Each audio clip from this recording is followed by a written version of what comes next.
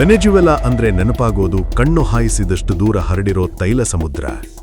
ಭೂಮಿಯ ಆಳದಲ್ಲಿ ಪ್ರಪಂಚದ ಅತಿ ದೊಡ್ಡ ತೈಲ ನಿಕ್ಷೇಪವನ್ನು ಇಟ್ಟುಕೊಂಡಿರೋ ಈ ದೇಶ ಇವತ್ತು ರಾಜಕೀಯ ಮತ್ತು ಆರ್ಥಿಕ ಸುನಾಮಿಯ ಸುಳಿಗೆ ಸಿಲುಕಿದೆ. ರಾಜಕೀಯ ಇತಿಹಾಸದಲ್ಲೇ ಒಂದು ದೊಡ್ಡ ಯುಗಾಂತ್ಯವಾಗಿದೆ. ಅಮೆರಿಕ ಯಾರ ತಲೆಗೆ $15 ಮಿಲಿಯನ್ ಇನಾಮು ಘೋಷಿಸಿತ್ತೋ, ಯಾರನ್ನು ಡ್ರಗ್ ಮಾಫಿಯಾದ ಕಿಂಗ್ ಪಿನ್ ಅಂತ ಕರೆದಿತ್ತೋ, ಆ ನಿಕೋಲಸ್ ಮಡೂರೋ ಈಗ ಅಮೆರಿಕಾದ ಪಂಜರದಲ್ಲಿದ್ದಾನೆ. ಅಧ್ಯಕ್ಷನೊಬ್ಬ ಅಂತಾರಾಷ್ಟ್ರೀಯ ಮಟ್ಟದಲ್ಲಿ ಅರೆಸ್ಟ್ ಆಗಿ ಅಮೆರಿಕಾದ ವಶಕ್ಕೆ ಹೋದ ಈ ಘಟನೆ ಇಡೀ ಜಗತ್ತನ್ನೇ ಬೆಚ್ಚಿ ಬೀಳಿಸಿದೆ. ಆದರೆ ಇಲ್ಲಿರೋ ಅಸಲಿ ಪ್ರಶ್ನೆ ಮಡೂರೋ ಭವಿಷ್ಯದ ಬಗ್ಗೆ ಅಲ್ಲ, ಬದಲಿಗೆ ವೆನೆಜುವೆಲಾದ ಬಂಗಾರದ ಮೊಟ್ಟೆ ಅಂದ್ರೆ ಆ ಕರಾಳ ತೈಲದ ಕಥೆ ಏನಾಗಬಹುದು? ಅಮೆರಿಕಾದ ದೈತ್ಯ ಕಂಪನಿಗಳು ಈಗಲಾದರೂ ಅಲ್ಲಿಗೆ ಹೋಗಲು ಧೈರ್ಯ ಮಾಡ್ತವಾ? ಬನ್ನಿ, ಇದರ ಸುತ್ತಮುತ್ತಿರೋ 10 ಕರಾಳ ಸತ್ಯಗಳನ್ನ ಮತ್ತು ಜಾಗತಿಕ ಮಾರುಕಟ್ಟೆಯ ಮೇಲಾಗೋ ಪರಿಣಾಮಗಳನ್ನ ಡೀಟೇಲ್ ಆಗಿ ನೋಡೋಣ.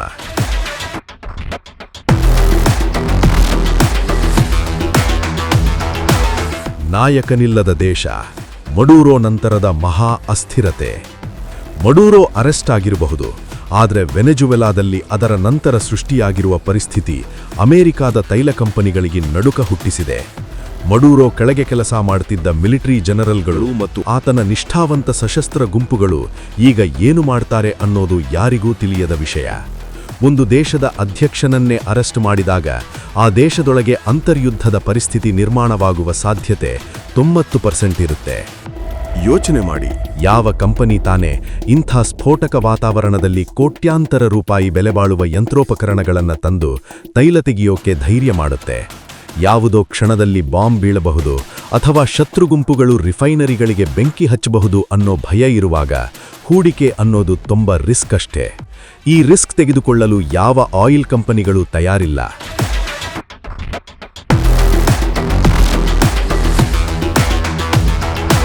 ಕಾನೂನಿನ ಗೊಂದಲ, ಯಾರ ಹತ್ತಿರ ಸೈನ್ ಮಾಡಿಸಬೇಕು? ವ್ಯಾಪಾರ ಅಂದಮೇಲೆ ಅಲ್ಲಿ ಒಂದು ಕಾನೂನುಬದ್ಧ ಒಪ್ಪಂದ ಇರಬೇಕು. ಆದರೆ ವೆನೆಜುವೆಲಾದಲ್ಲಿ ಈಗ ಅಕ್ಷರಶಃ ಅಧಿಕಾರಕ್ಕಾಗಿ ಬೀದಿ ಕಾಳಗ ಶುರುವಾಗಿದೆ. ಅಮೆರಿಕ ಬೆಂಬಲಿತ ವಿರೋಧ ಪಕ್ಷದ ನಾಯಕರು ಅಧಿಕಾರ ಹಿಡಿಯೋಕೆ ನೋಡ್ತಿದ್ದಾರೆ. ಇತ್ತ ಹಳೆ ಸರ್ಕಾರದ ಅಧಿಕಾರಿಗಳು ಇನ್ನೂ ಕುರ್ಚಿಯನ್ನ ಬಿಟ್ಟುಕೊಟ್ಟಿಲ್ಲ. ಅಮೆರಿಕಾದ ಕಂಪನಿಗಳಿಗೆ ಬೇಕಿರೋದು ಒಂದು ಗ್ಯಾರಂಟಿ. ಈಗಿನ ಪರಿಸ್ಥಿತಿಯಲ್ಲಿ ಯಾರು ಅಸಲಿ ಸರ್ಕಾರ, ಯಾರ ಸಹಿ ಅಧಿಕೃತ ಅನ್ನೋ ಗೊಂದಲವಿದೆ. ಮಡೂರೋ ಜೈಲಿಗೆ ಹೋದ ಮಾತ್ರಕ್ಕೆ ಅಲ್ಲಿನ ವ್ಯವಸ್ಥೆ ರಾತ್ರೋರಾತ್ರಿ ಬದಲಾಗೋದಿಲ್ಲ. ಆ ಗ್ಯಾರಂಟಿ ಸಿಗುವವರೆಗೂ ಚೆವ್ರಾನ್ನಂಥ ಕಂಪನಿಗಳು ಕೂಡ ಕಾಲು ಹಿಂದೆ ಇಟ್ಟಿವೆ.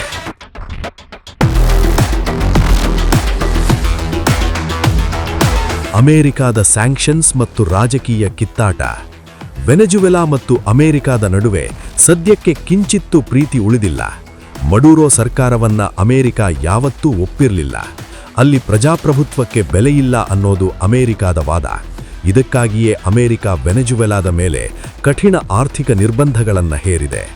ಯಾವುದೇ ಅಮೆರಿಕನ್ ಕಂಪನಿ ಅಲ್ಲಿಗೆ ಹೋದರೆ ಅದು ಅಮೆರಿಕಾದ ಕಾನೂನನ್ನೇ ಮೀರಿದಂತಾಗುತ್ತೆ. ಒಂದು ವೇಳೆ ಸರ್ಕಾರ ಸ್ವಲ್ಪ ವಿನಾಯಿತಿ ನೀಡಿದರೂ ಮುಂದಿನ ದಿನಗಳಲ್ಲಿ ಅಲ್ಲಿನ ಸರ್ಕಾರಿ ಆಸ್ತಿಗಳನ್ನು ಬಲವಂತವಾಗಿ ಮುಟ್ಟುಗೋಲು ಹಾಕಿಕೊಂಡ ಇತಿಹಾಸ ಮಡೂರೋ ಕಾಲದಲ್ಲಿತ್ತು. ಹೀಗಿರುವಾಗ ಹೋಗಿ ಕೈ ಸುಟ್ಟುಕೊಳ್ಳೋದು ಯಾಕೆ ಅನ್ನೋದು $1 ಬಿಲಿಯನ್ ಕಂಪನಿಗಳ ಯೋಚನೆ.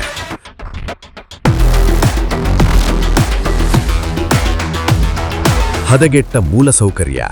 ಬಾವಿಗಳಿವೆ, ಆದರೆ ಮಿಷನ್ಗಳಿಲ್ಲ. ತೈಲ ತೆಗೆಯೋದು ಅಂದ್ರೆ ಬರೀ ಮಣ್ಣು ಅಗಿಯೋದಲ್ಲ, ಅದಕ್ಕೆ ಹೈಟೆಕ್ ಮಿಷನ್ಗಳು ಬೇಕು. ವೆನೆಜುವೆಲಾದಲ್ಲಿ ಕಳೆದ 10 ವರ್ಷಗಳಿಂದ ಸರಿಯಾದ ನಿರ್ವಹಣೆ ಇಲ್ಲದೆ ಬಾವಿಗಳು ಮತ್ತು ರಿಫೈನರಿಗಳು ತುಕ್ಕು ಹಿಡಿದು ಹಾಳಾಗಿ ಹೋಗಿವೆ.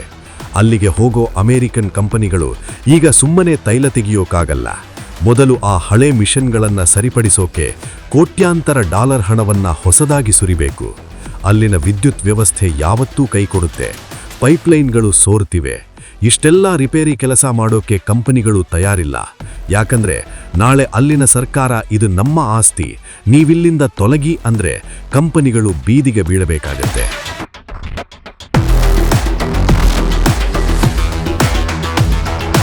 ತೈಲದ ಗುಣಮಟ್ಟ. ಗಟ್ಟಿಯಾದ ತೈಲ ದೊಡ್ಡ ತಲೆನೋವು. ವೆನೆಜುವೆಲಾದಲ್ಲಿ ಸಿಗೋ ತೈಲ ನಮಗೆ ಸಿಗೋ ಪೆಟ್ರೋಲ್ ತರ ಇರೋದಿಲ್ಲ. ಅದು ತುಂಬಾ ಹೆವಿ ಮತ್ತು ಸಲ್ಫರ್ ಅಂಶ ಹೆಚ್ಚಿರೋ ಗಟ್ಟಿಯಾದ ತೈಲ. ಇದನ್ನ ಹೊರತೆಗೆಯೋದು ಮತ್ತು ಶುದ್ಧೀಕರಿಸೋದು ತುಂಬಾ ಕಷ್ಟದ ಕೆಲಸ. ಇದನ್ನ ಪೈಪ್ಲೈನ್ಗಳಲ್ಲಿ ಸಾಗಿಸಬೇಕಾದ್ರೆ ಅದಕ್ಕೆ ಬೇರೆ ತೆಳುವಾದ ಕೆಮಿಕಲ್ ಅಥವಾ ಲೈಟ್ ಆಯಿಲ್ ಮಿಕ್ಸ್ ಮಾಡಬೇಕು. ಈ ಮಿಕ್ಸ್ ಮಾಡೋ ಕೆಮಿಕಲ್ಗಳನ್ನು ವಿದೇಶಗಳಿಂದ ಆಮದು ಮಾಡಿಕೊಂಡು ತರಬೇಕು. ಅರಬ್ ದೇಶಗಳಲ್ಲಿ ಸಿಗೋ ತೈಲ ಸಲೀಸಾಗಿ ಸಿಗುತ್ತೆ, ಆದರೆ ವೆನೆಜುವೆಲಾದ ತೈಲ ತೆಗೆಯೋಕೆ ಬೆವರಿಳಿಸಬೇಕು. ಜೊತೆಗೆ ಇಷ್ಟೆಲ್ಲ ಪ್ರೋಸೆಸ್ ಮಾಡುವಾಗ ತೈಲದ ಮೂಲ ವೆಚ್ಚವೇ 1 ಬ್ಯಾರೆಲ್ಗೆ ಸುಮಾರು $30-35 ಆಗುವುದು. ಅದೇ ಅರಬ್ ದೇಶಗಳಲ್ಲಿ ಈ ವೆಚ್ಚ ಕೇವಲ $5-10 ಆಗುವುದು. ಇದರಿಂದ ಕಂಪನಿಗಳಿಗೆ ದಕ್ಕುವ ಲಾಭಾಂಶವೂ ಕಡಿಮೆ. ಆದ್ದರಿಂದ ಇಷ್ಟೊಂದು ರಿಸ್ಕ್ ತೆಗೆದುಕೊಳ್ಳೋಕೆ ಈಗಿನ ಪರಿಸ್ಥಿತಿಯಲ್ಲಿ ಯಾರಿಗೂ ಪುರುಸತ್ತಿಲ್ಲ.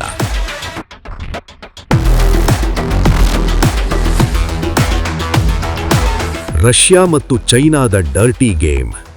ಅಮೆರಿಕ ದೂರ ಸರದ ಮೇಲೆ ವೆನೆಜುವೆಲಾಗೆ ಹತ್ತಿರವಾಗಿದ್ದು ರಷ್ಯಾ ಮತ್ತು ಚೈನಾ. ಈ ಎರಡೂ ದೇಶಗಳು ವೆನೆಜುವೆಲಾಗೆ ಸಾಲ ನೀಡಿ ಅಲ್ಲಿನ ತೈಲದ ಮೇಲೆ ಹಿಡಿತ ಸಾಧಿಸಿವೆ.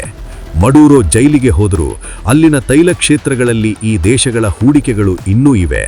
ಮಡೂರೋಗೆ ಬಿಲಿಯನ್ ಗಟ್ಲೆ ಸಾಲ ನೀಡಿದ್ದ ಚೈನಾ ಈಗ ಆ ಹಣವನ್ನು ವಾಪಸ್ ಪಡೆಯಲು ತೈಲ ಬಾವಿಗಳ ಮೇಲೆ ಕಣ್ಣಿಟ್ಟಿದೆ.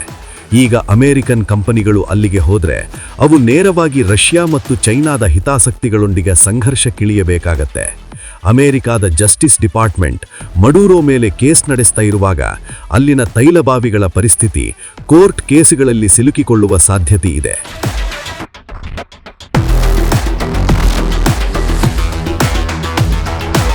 ಆಸ್ತಿ ಮುಟ್ಟುಗೋಲಿನ ಸೇಡಿನ ಭಯ.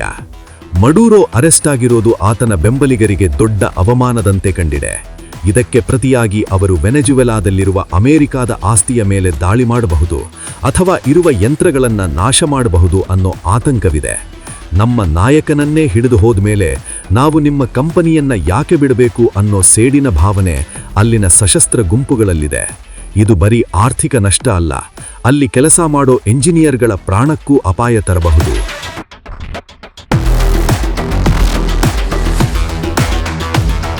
ಜಾಗತಿಕ ತೈಲ ಬೆಲೆಗಳ ಮೇಲೆ ಸುನಾಮಿ ಪರಿಣಾಮ. ಮಡೂರೋ ಅರೆಸ್ಟ್ ಆದ ನಂತರ ಜಾಗತಿಕ ತೈಲ ಮಾರುಕಟ್ಟೆ ಈಗ ಅತಂತ್ರವಾಗಿದೆ. ಇದರ ಪರಿಣಾಮಗಳನ್ನು ನಾವು ಹೀಗೆ ವಿಶ್ಲೇಷಿಸಬಹುದು. ತಾತ್ಕಾಲಿಕ ಬೆಲೆ ಏರಿಕೆ.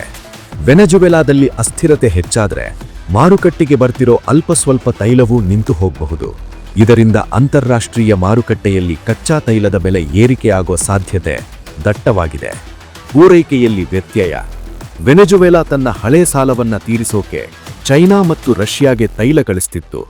ಈಗ ಆ ಪೂರೈಕೆ ನಿಂತರೆ ಆ ದೇಶಗಳು ಬೇರೆ ಕಡೆ ಕಣ್ಣು ಹಾಕ್ತವೆ. ಇದರಿಂದ ಪೂರೈಕೆ ಮತ್ತು ಬೇಡಿಕೆಯ ಸಮತೋಲನ ತಪ್ಪಿ ಬೆಲೆ ಗಗನಕ್ಕೇರಬಹುದು.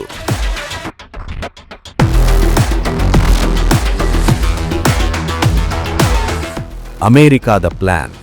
ಮಡೂರೋನ ಅರೆಸ್ಟ್ ಮಾಡಿ ಅಲ್ಲಿ ತನಗೆ ಬೇಕಾದ ಸರ್ಕಾರವನ್ನ ತಂದು ವೆನೆಜುವೆಲಾದ ತೈಲವನ್ನ ಅಗ್ಗವಾಗಿ ಮಾರುಕಟ್ಟೆಗೆ ತರಲು ಪ್ಲಾನ್ ಮಾಡಿದೆ ಅಮೆರಿಕ. ಇದು ನಡೆದರೆ ಮುಂದಿನ ದಿನಗಳಲ್ಲಿ ತೈಲ ಬೆಲೆ ಕಡಿಮೆ ಆಗಬಹುದು. ಆದರೆ ಅದಕ್ಕೆ ಎಷ್ಟು ವರ್ಷ ಬೇಕೋ ಯಾರೂ ಹೇಳಲಾರು. ಲಾಭಕ್ಕಿಂತ ನಷ್ಟವೇ ಹೆಚ್ಚು. ವೆನೆಜುವೆಲಾ ಇವತ್ತು ಒಂದು ಬಂಗಾರದ ಮೊಟ್ಟೆ ಇಡೋ ಕೋಳಿ, ಆದರೆ ಆ ಕೋಳಿ ತುಂಬಾ ಕಾಯಿಲೆಯಿಂದ ಬಳಲ್ತಾ ಇದೆ. ಮಡೂರೋ ಅರೆಸ್ಟ್ ಆಗಿರೋದು ಒಂದು ಬದಲಾವಣೆಯ ಮುನ್ನುಡಿ ಹೌದು, ಆದರೆ ತೈಲ ಕಂಪನಿಗಳ ಪಾಲಿಗೆ ಅದು ಹಸಿರು ನಿಶಾನೆ ಅಲ್ಲ, ಬದಲಿಗೆ ಅದು ಮತ್ತಷ್ಟು ದೊಡ್ಡ ಸವಾಲುಗಳ ಆರಂಭ. ಎಲ್ಲಿಯವರೆಗೂ ಅಲ್ಲಿ ಅಮೆರಿಕ ಒಪ್ಪುವಂತಹ ಹೊಸ ಸರ್ಕಾರ ಬಂದು ಶಾಂತಿ ಸ್ಥಾಪನೆಯಾಗೋದಿಲ್ಲವೋ ಅಲ್ಲಿಯವರೆಗೂ ವೆನೆಜುವೆಲಾದ ತೈಲ ಅಮೆರಿಕಾದ ಕಂಪನಿಗಳಿಗೆ ಕೇವಲ ದೂರದ ಬೆಟ್ಟ ಮಾತ್ರ. ಮಡೂರೋ ಅರೆಸ್ಟ್ನಿಂದ ಆತ ಸ್ಫೋಟಕ ಮಾಹಿತಿಗಳನ್ನ ಹೊರಹಾಕಿದ್ರೆ ಅದು ವೆನೆಜುವೆಲಾದಲ್ಲಿ ಇನ್ನೂ ದೊಡ್ಡ ರಾಜಕೀಯ ಸ್ಫೋಟಕ್ಕೆ ಕಾರಣವಾಗಬಹುದು. ಅದೆಲ್ಲ ಮುಗಿದು ಪರಿಸ್ಥಿತಿ ತಿಳಿಯಾಗುವವರೆಗೂ ತೈಲ ಕಂಪನಿಗಳು ತಟಸ್ಥವಾಗಿಯೇ ಇರೋದು ಗ್ಯಾರಂಟಿ. ಸದ್ಯಕ್ಕಂತೂ ವೆನೆಜುವೆಲಾ ತನ್ನ ತೈಲವನ್ನ ಸಮುದ್ರದ ಅಡಿಯಲ್ಲೇ ಇಟ್ಟುಕೊಂಡು ಆರ್ಥಿಕ ಮುಗ್ಗಟ್ಟಿನಿಂದ ಪರದಾಡ್ತಾ ಇದೆ. ಕಂಪನಿಗಳು ದೂರ ನಿಂತು ಪರಿಸ್ಥಿತಿ ಸುಧಾರಿಸಲಿ, ಆಮೇಲೆ ನೋಡೋಣ ಅಂತ ಕಾಯ್ತಿವೆ.